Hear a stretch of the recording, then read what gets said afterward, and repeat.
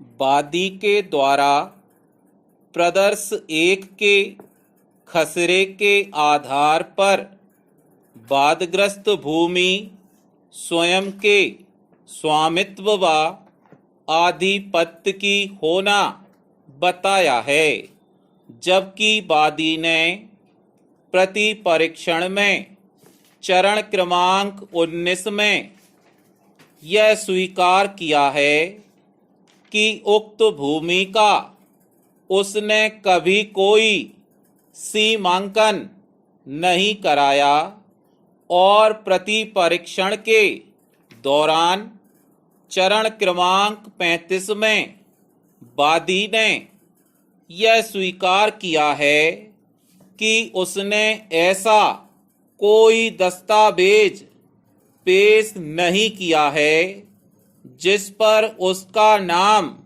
स्वामी तथा स्वामित्व के तौर पर लिखा हो। अल्पविराम उसने स्वतः कहा कि उसके पिताजी रामलाल के नाम से चला आ रहा था और वही दस्तावेज पेश किए गए हैं। पूर्णविराम आगे यह भी स्वीकार किया है कि वर्तमान में वादग्रस्त मकान के संबंध में अभी उसका नाम नहीं है। पूर्णविराम इस प्रकार वादी के द्वारा वादग्रस्त भूमि पर वर्तमान के भौतिक स्वत्व व आधिपत्य के परिप्रेक्ष्य में संबंधित खसरा या अन्य प्रमाणित दस्तावेज प्रस्तुत नहीं किए गए हैं।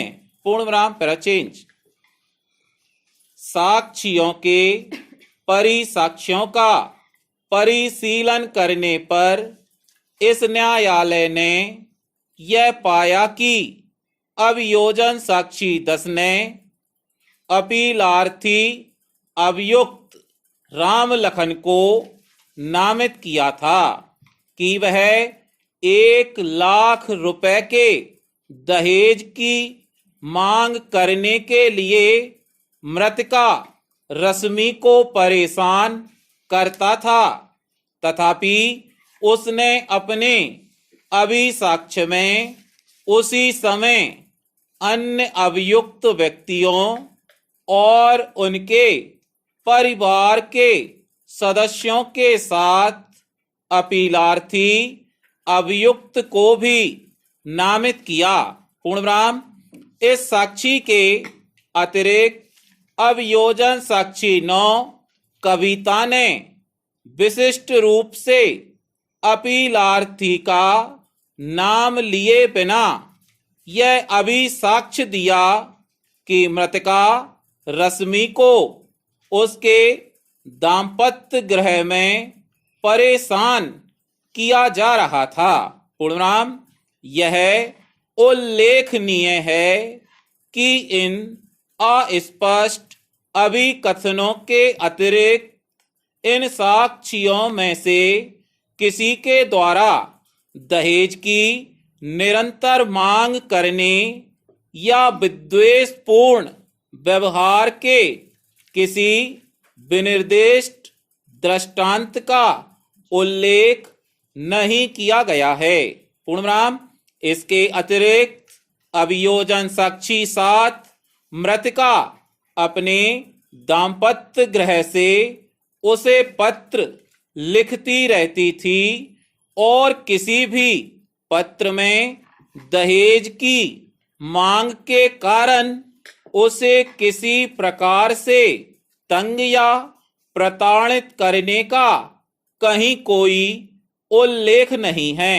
पूर्णविराम सभी अन्य स्वतंत्र साक्षी पक्षद्रोही हो गए थे और अभियोजन पक्ष के वृत्तांत का समर्थन नहीं किया था। पूर्णविराम वास्तव में यहाँ तक कि अभियोजन साक्षी 2 जो मृतका का मामा हैं और प्रथम इत्तला रिपोर्ट में नामित एक साक्षी है। अल्पविराम ने भी अभियोजन पक्ष के वृत्तांत का समर्थन नहीं किया था। पूर्णविराम। इस प्रकार साक्षियों के मौखिक परिसाक्ष्यों पर विचार करने पर अभियोजन पक्ष द्वारा अपीलार्थी अभियुक्त के विरुद्ध भारतीय दंड संहिता की धारा 498 के संघटकों को युक्ति युक्त संदेह के परे मानदंड पर साबित नहीं किया गया है। पूर्णविराम। ऐसी परिस्थितियों में अभिलेख पर अपीलार्थी अभियुक्त को भारतीय दंड संहिता की धारा 498 के अधीन आरोप के लिए दोष सिद्ध करने हेतु कुछ तथ्य नहीं हैं। पूर्णविराम। अतः अभियुक्त को उक्त मामले में दोष मुक्त किया जाता है। पूर्णविराम। स्टॉप।